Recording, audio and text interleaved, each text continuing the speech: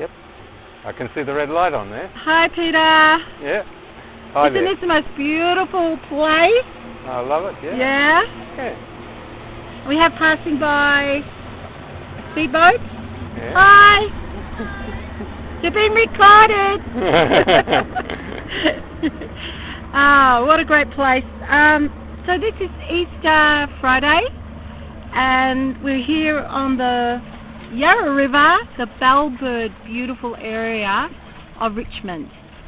How do you feel about that? Oh, great, I love it. And tell me more. Uh-huh. What do you love about this beautiful environment of Melbourne? Oh, I love the river and the trees, the water, and it's just so great to be surrounded by nature and something magical about the water and the river. I agree. And we have the bridge that crosses from Richmond to Fairfield, Kew area, and yeah, so it's this abundance of leaves and nature and activity on the Yarra River. Okay, Yeah. so you know, Peter, I've asked you to come today because I would like to do this interview. I have a passion for really supporting small businesses in Australia and giving business owners an opportunity to express themselves, you know, where they're at with their business, how they started it, and some other questions. And you know, I know that you're being upstarting businesses as well, which I know you're doing. Is you're going to be a coach and a counsellor, and I know there's a distinction between both of those. So let's just first of all just rehearse this and just see how it goes. I just want to ask the first question: what is counselling? Well, there's various different types of counselling. There's the type of counselling that I love, which is person-centred counselling. It's different in that I'm more an equal with the client rather than being an expert, and I create this space as much as possible non-judgmental, place where I actively listen to the client. The client can take their own direction as to where they want to go in the counselling, and I simply reflect back what I observe, whether it be something about their body language, whether it be something that's maybe not congruent in what they're saying, or just even reflect and paraphrase what I've heard them say. Okay, so what inspired you to get into counselling?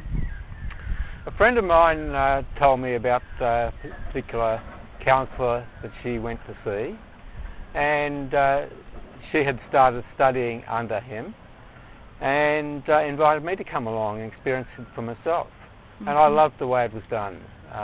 Unlike most of the other counselling courses, where most of it's based on theory, in this particular counselling, in the person-centred counselling, most of the training was actually practicing in triads, with one person being the role of client, one being the role of counsellor, and a third person being the role of listener. And I just loved it. I loved what we could get out of creating that space for the client, and it was incredible, just even the practice sessions, what people got out of it. Okay, Peter, I can hear that.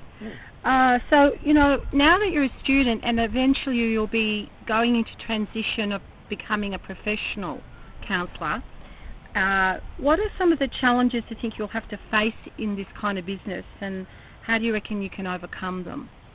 Well, my initial challenge is getting myself a sufficient clients to support me in doing what I'm doing, especially paying clients.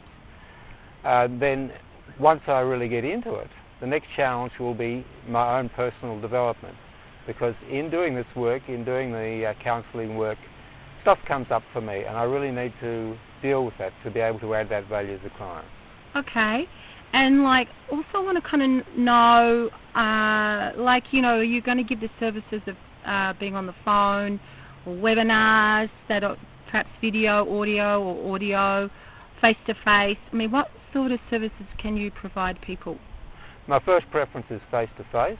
I love those because I can have a much greater connection with the client. I can observe all aspects, body language, as well as tone of voice and the actual words that are used. Other ways I can still hear some of that in doing it by phone or Skype or whatever, but I certainly find that doing it by emails and messages to be a big challenge. That's probably my least favourite. I'd imagine these days people don't have much time and they prefer it to be kind of express service, as a phone can give that, and also the webinars. What I question though is the challenge of people who are more kinesthetic, who really feel something more than they can see or hear it or make sense of it. How are you going to tell what's going on for those people? Say if you're doing audio or on a webinar or a video audio, what way can you tell what's going on for those people? Usually by listening carefully to the tone of voice, their tempo, the way they express themselves, and often a lot in their silences as well. Great. I can understand all that, having done counselling myself and done NLP, so I do know what you mean by that. So that's great. That to me shows you're a very astute counsellor, to make sure you know where your customer's coming from. Okay, so Peter, what do you see yourself doing in 5 or 10 years in this business? Where do you see yourself going? I see myself having a lot of choices into whether I do face-to-face, whether I'm working with other people as part of a team, or being part of training in a particular modality. Great. And how does this business fit with your own professional and personal development? Well, this particular career really fast forwards my own personal development, as I really get to deal with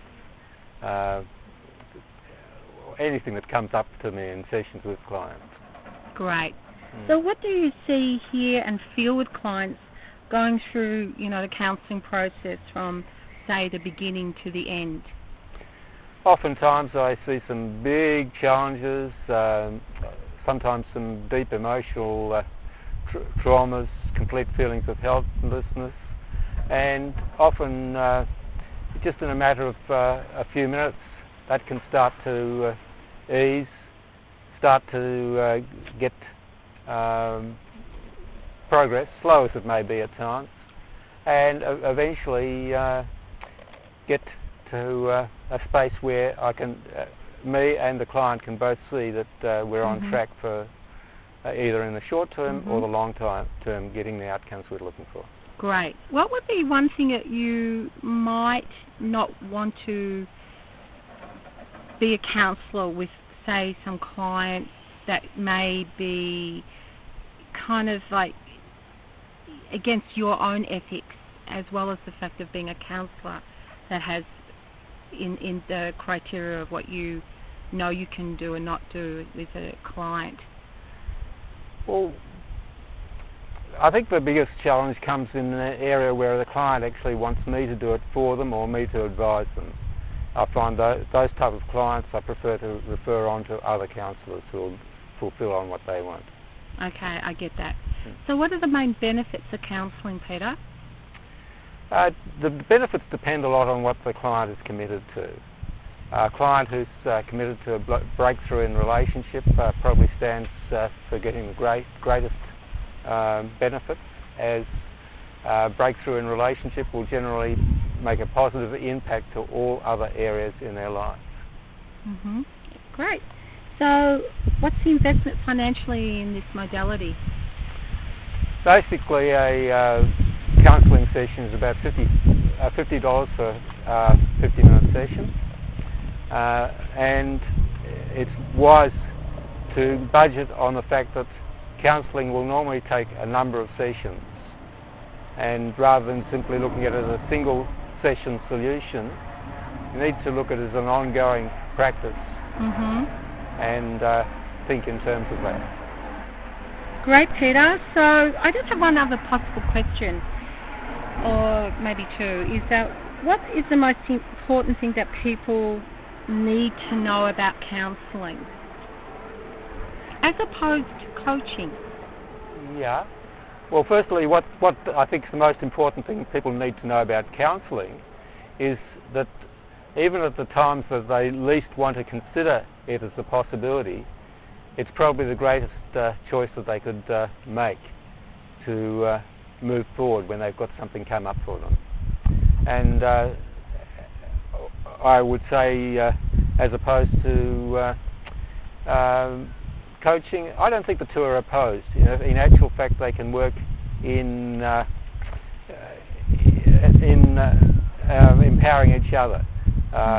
Oftentimes people can either take a counselling approach or a coaching approach and still be on track to get what they want, and it's the client's choice.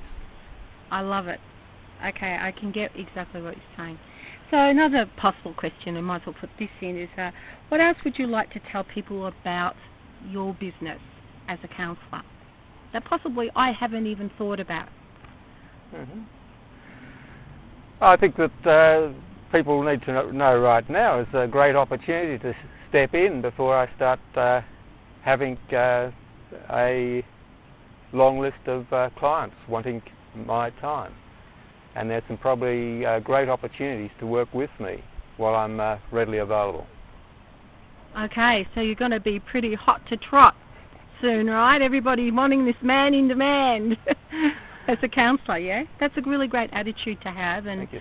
I'm sure you've got a lot to offer people and contribute. So Peter, where else can people find out about counselling? Okay, they can have a look at what I have to say about it on my own website, Give to Give, that's GIVETOGIVE.com. And there's also, if you look up person-centered counselling or Rogerian counselling on the internet. And what's your phone number? That people can know that and give you a ring so that, you know, you can start this long list. 0434 256 611. Okay, Peter, thanks a lot for just coming on this beautiful day and just your generosity and your time. I really appreciate it, and I'm sure that you'll do really well in your business.